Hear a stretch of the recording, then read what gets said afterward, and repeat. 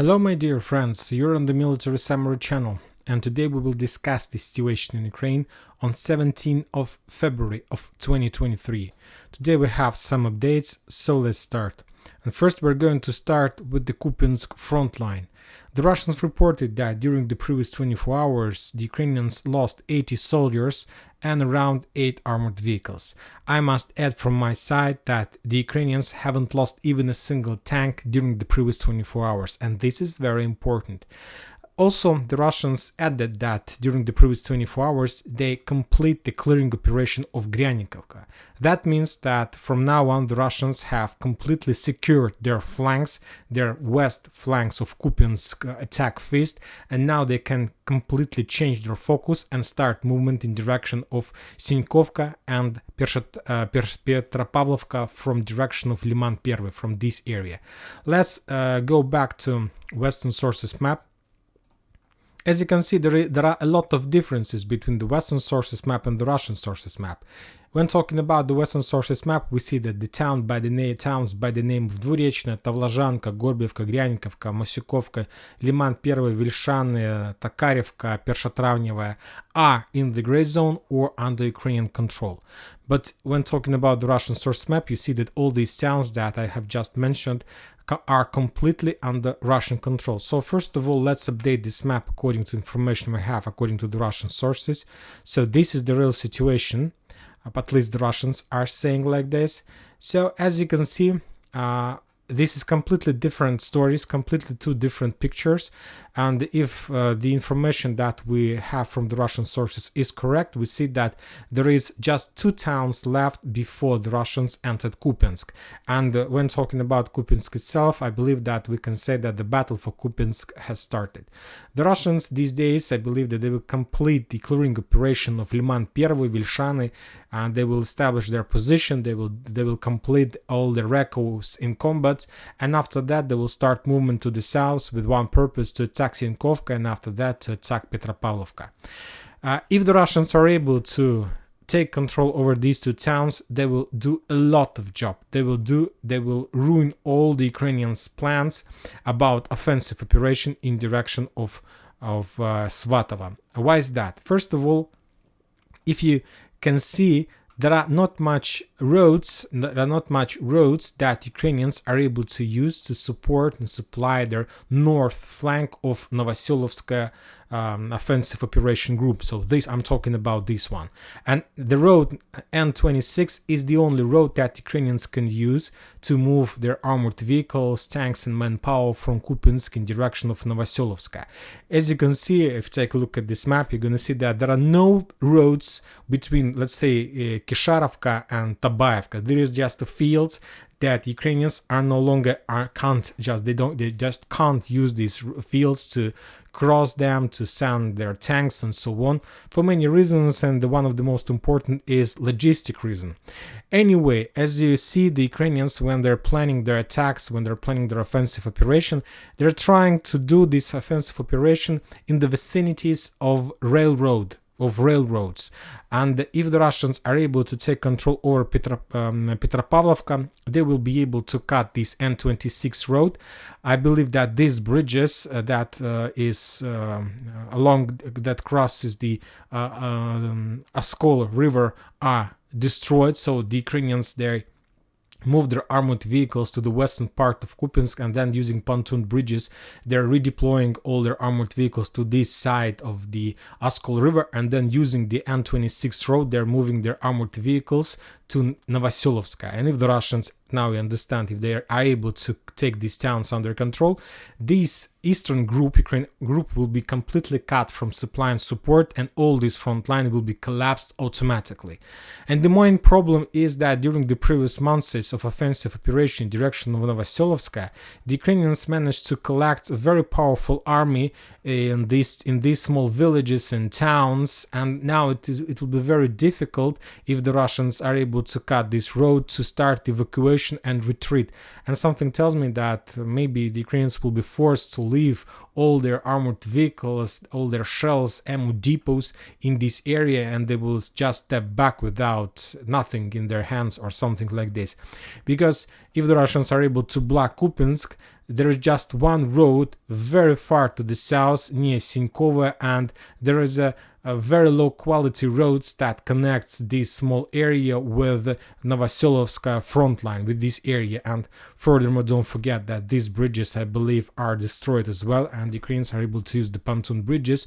And furthermore, if the Ukrainians need to move their tanks to Sinkovo, and to do this, anyway, they need to deploy their armies somewhere in the west part of Kupyansk, and then using the local roads to send tanks or armored vehicles to the south. So the Ukrainians have a lot of logistic problems on the north, and every single day, every single second, the Russians are trying to increase their problems on this front line. And at some certain point of time, the Ukrainians will be completely collapsed on this front line. Now let's move to the south, to Liman front line. The Russians reported that during the previous 24 hours, the Ukrainians lost around 90 soldiers, 3 armored vehicles, and 3 artillery systems, 1 Grad and 2 Akatsiya howitzers. One more time, I must add that the Ukrainians haven't lost even a single tank on Liman front line. And this is very interesting, and we discuss why is that so interesting. The Russians continue their offensive operation, but just local tactical movements without greatest deployments, greatest development on the ground, just regular clashes, artillery duels, and so on. So the only thing that I should add, that the Russians activated in the Serebryanka forest, and they start moving from Kremenaya, as you can see, from Privilya, all over the front line around this forest. They're moving in direction of Seversky Donetsk river. It's not an easy job, not a very fast trip. All these lines are mined. There are a lot of Ukrainian positions in this forest. Anyway, I believe it will take time before the Russians are able to get Yampol and the Seversky Donetsk river.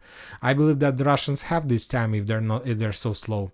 When talking about Seversk front line, there are no changes at all. The previous weeks, the Russians stopped on the line in front of Fyodorovka, Razdolovka, Veselaya, Spornaya, and since that time they haven't moved even a single meter. I believe that they reduced the pressure in this area, and now these days the Russians, the thing that the Russians were trying to achieve by attacking in direction of Seversk is just to increase the bridgehead around Solidar, to secure the flanks, to increase the bridgehead, to allow to have possibilities to move as much as possible forces on this side of Bakhmut river, and that's it. Anyway, the most important part of this front line is Bakhmut, and I believe that maybe the Russians took a decision not to develop anything in direction of Seversk until Bakhmut falls. Furthermore, some Russian sources and Ukrainian sources are saying that the president of Russian Federation, Putin, ordered to take control, Bakhmut under control by the first anniversary of special military operation. I believe that the Russians are not able to do this, but maybe by these days, it's like on 20th of February, maybe they will be able to take control over Paraskoyevka, and let's say they are able to announce like media victory that the Bakhmut is in tactical or operational encirclement or something like this. But I understand that it's not true, because we know that the Russians are able to establish Bakhmut in operational encirclement as soon as they are able to establish fire control over a small village, Khromovaya, this one, that located on the west side of Bakhmut. And to do this, first of all, they need to take Paraskoyevka, Verkhovka, and maybe to get somewhere in the vicinity of Yagidne in this side. And then we can say about tactical encirclement of Bakhmut. But before that, there is no encirclement at all. The Ukrainians can use the fields, roads in this area for supply and support this town and so on. But when talking about Donetsk front line, the Russians reported that during the previous 24 hours, as a result of clashes all over the Donetsk front line, the Ukrainians lost 200 soldiers, 4 armored vehicles, and 2 artillery systems, one D-30 howitzer and another D-20 howitzer. I must add that the Ukrainians haven't lost even a single tank on this front line during the previous 24 hours, but they lost around 200 soldiers. If we remember, yesterday, the Ministry of Defense of Russian Federation reported that the Ukrainians lost 135 soldiers on Donetsk front line.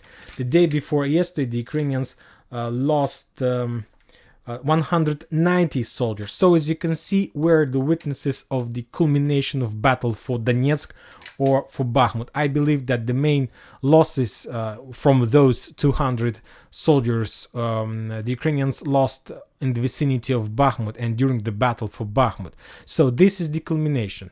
The only thing I would like to discuss about Donetsk, about Bakhmut frontline, is the video from Wagner mercenaries that you might see these days. Yesterday, maybe the day before yesterday, they published a video, the Wagner soldiers, where they were asking for a help of Ministry of Defense of Russian Federation to supply them with shells, with artillery shells. They were saying, the mercenaries from Wagner's, the soldiers from Wagner's, were saying that these days they're doing the most dirty job on the front lines. They're storming Bakhmut without counting their losses, without counting their blood, and so on.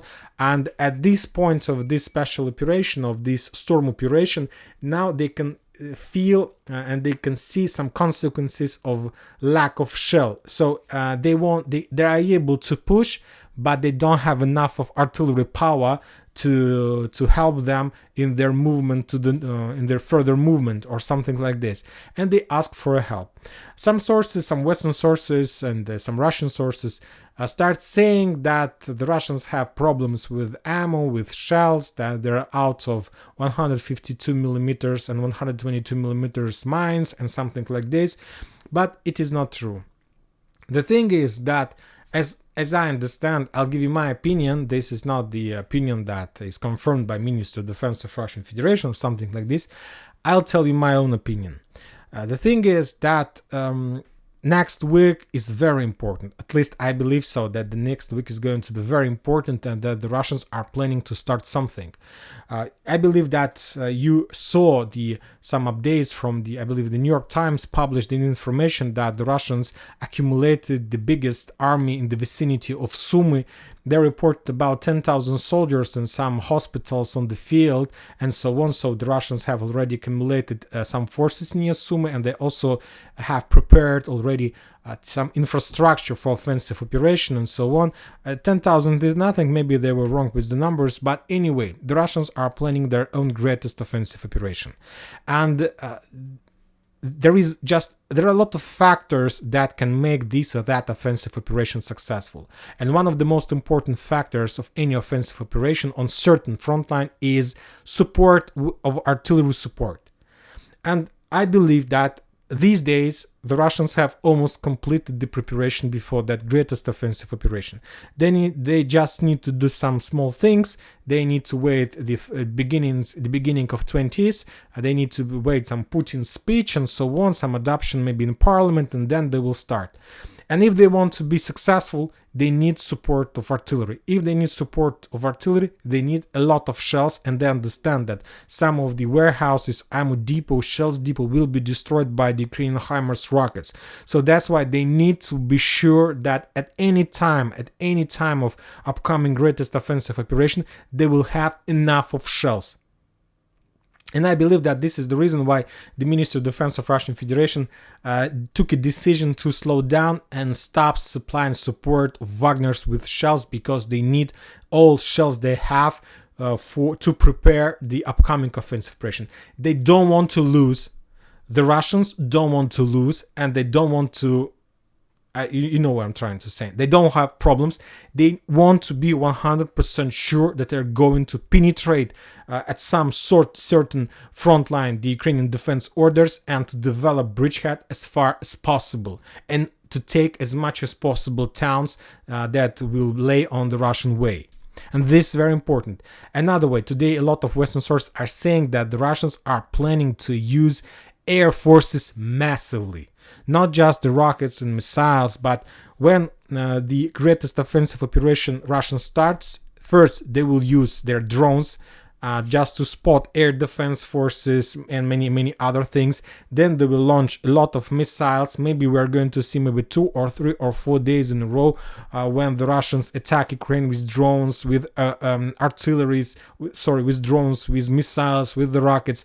Then they will send air forces, helicopters, and after that they will start artillery preparation, and after that they will send tanks and troops and troopers, infantry, and so on. So this is the plan, and I believe that we are going to see the implementation of this plan within the next week, or at least they will start doing this the next week. We will return back to the next week one more time at the end of this video, but now let's follow. Now let's talk one more time about Donetsk front line. Also, the Russians reported that during the previous 24 hours they managed to destroy another ammo depot in the vicinity of Avdiivka. When talking about Pesky front line, there are no changes in this area. Donetsk is under fire as usually. The Ukrainians, I believe, as soon as they moved their artillery systems to Ugledar, now they have a lot of artillery systems, and I believe when they have free time they attack Donetsk and they're trying to shell this town as much as possible. There were a lot of reports about the casualties among civilians and so on, so there is nothing happy and nice in Donetsk these days. Now let's talk about Ugledar. When talking about the Russian sources map, as you can see, the Russian sources map has been updated. Now they're showing that the Russians control just a half of south residential area. If you remember, first we saw this map when the Russians were almost on the outskirts of Ugledar in this area. Then they were moved a little bit back, and now we see that the Russians control just a half of this residential area and that Ukrainians are there. The Ukrainians made another effective counter-offensive operation from the south in this area, and they attack the Russians from their back, we can say, and the Russian forces who were located in this part of residential area were forced to step back, and they were forced to step back. Furthermore, the deployment map shows almost the same progress, that the Russians completely lost their bridgehead in the residential area that located in front of Ugledar, and that now the Russians control just the east part of the south area of this south residential area and this square that located between these forest lines. So this is the bridgehead, and now the Russians, I believe, they're trying to understand how they're planning to develop this offensive operation from this area. Now let's talk about Zaporizhzhia area and about, let's say, the area between Berdyansk and Mariupol, about this area. If we try to calculate the distance between, let's say, the territory that is under Ukrainian control, I'm talking about Guliai-Polye, Orekhov, Velika Novoselovka, and let's say to Berdyansk, there is 100 kilometers. So this is the distance between the Ukrainians and, let's say, the Russians, 90/100 kilometers. And if we try to imagine the possible upcoming greatest offensive operation from the south, from the Russian side, we may ask ourselves, where is the towns or area where the Russians are able to collect and keep their army in this area? Because the Ukrainian sources reported that they managed to accumulate around 20,000 army in Zaporizhzhia area. I'm not talking about Velika Novoselovka and Ugledar, this is South Donetsk area. When talking about just Orekhov, Guliai-Polye, there are around 20,000 army. So the Russians need at least 60 or 50,000 army to be able to penetrate these defense orders and to develop their offensive operation further, to block Zaporizhzhia and many other things that they are able to do. So the thing is that to have 50 or 60,000 army, you need to spread this army, but if you spread this army, then you are not able to accumulate at some certain time this army and to start offensive operation to the north. And some Western sources published a video from the road between Mariupol and Berdyansk, so this road, this one, this orange line, and there were photos of endless convoys that started and at Mariupol and ended somewhere behind Berdyansk, is completely full of Russian trucks, Russian armored vehicles and tanks.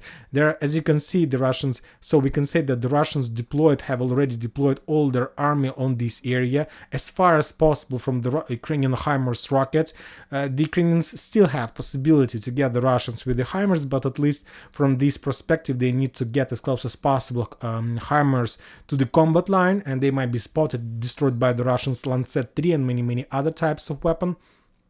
And from this perspective, the Russians can feel themselves pretty secured, and they're like right in front of the front line. So at any point of time when the Russian commanders take a decision to start offensive operation, they may start and they may attack from the south to the north. The Russians reported that during the previous 24 hours, the Ukrainians lost 70 soldiers, 5 armored vehicles, and 4 artillery systems on the South Donetsk and Zaporizhzhia front lines. When talking about artillery systems, the Ukraine lost 1 Uragan, two D20 howitzer and two M77 and one M777 howitzer. Furthermore, the Russians destroyed another ammo depot in Ugledar. And that's it about the clashes in this area. Now let's talk about Kherson. As you can see, there are still a lot of artillery duels in this area. The Russians reported that during the previous 24 hours, as a result of those artillery duels, the Ukrainians lost 35 soldiers, 12 armored vehicles, 3 artillery systems, 2 Akatsi, and as you can see, 1 HIMARS, another helicopter. Furthermore, the Russians destroyed 4 ammo depots of 124th and 129th Defense Brigade in this area. So this is about the situation on the ground. Now let's talk about another important update that comes from the Russian side. Today the Russians changed the heads of 4 Russian military regions. There are 4 military regions in Russia: South, Central, East and West military regions, and every single region has its own front line and that they're responsible for offensive operation and so on.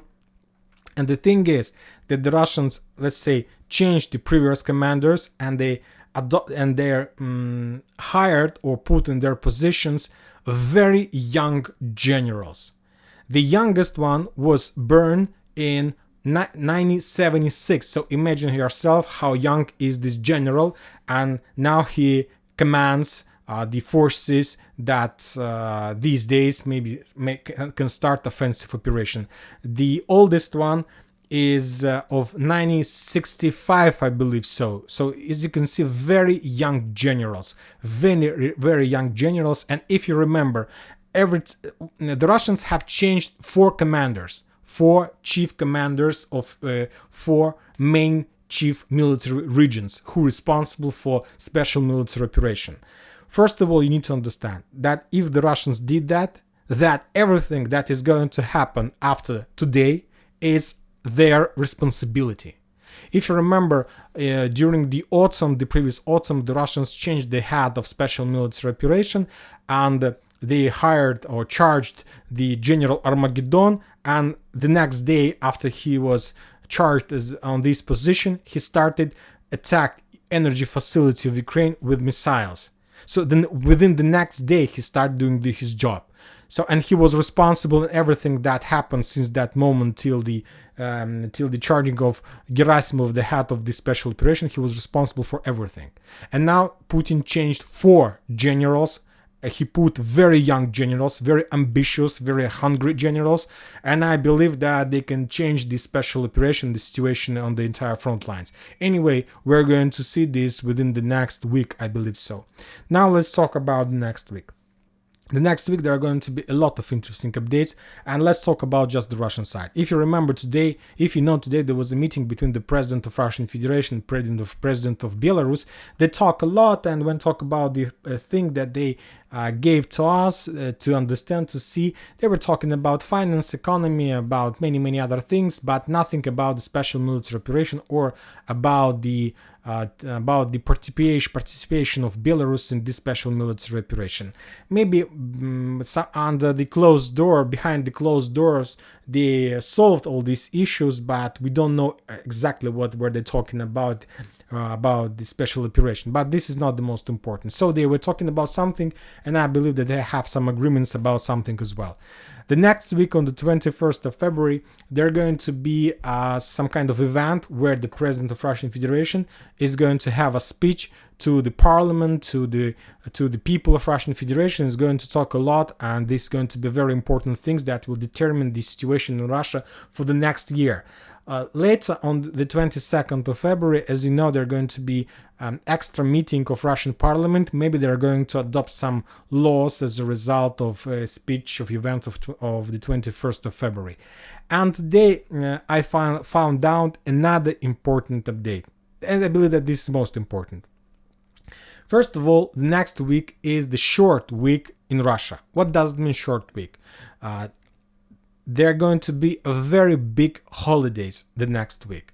The Russians are going to work just on the 20th, on the 21st and 22nd of February. And starting from 23rd of February till 26th of February, they're going to have a very big holidays. Very big holidays. There is like national holiday that's like the holiday of a soldier, something like this, of man, holder of soldier. So they celebrate these days. And as you can see, and this is also some kind of pattern that the Russians uses during every single period, every single special operation or something like this, they try to do something very big while the entire population of Russian Federation is on holidays or have something to celebrate. During this period of time, the Russians can do everything they have. I'm talking about their authorities and something like this. So a lot of things are saying that the next week we're going to see something new, or at least we're going to see the next chapter or the next page of this special operation. Anyway, it's going to be the next chapter, the second chapter, like the second year. But I believe that this second chapter is going to be maybe even much more interesting than the first part. It's like the film, when talking about movie, it's going to be like the second part of Aliens by Cameron in comparison with the first. Both episodes are very nice, but the second is better than the first one. So I believe that maybe the second chapter of Special Military Operation is going to be much more interesting than the first one. At least everything are saying that this is going to be exactly like this. And that's it for today. Military Summary channel reminds you can condemn any violence in Ukraine. Thank you for your watching. Subscribe to my channel, put your likes, join my Patreon, and have a good day. Bye bye.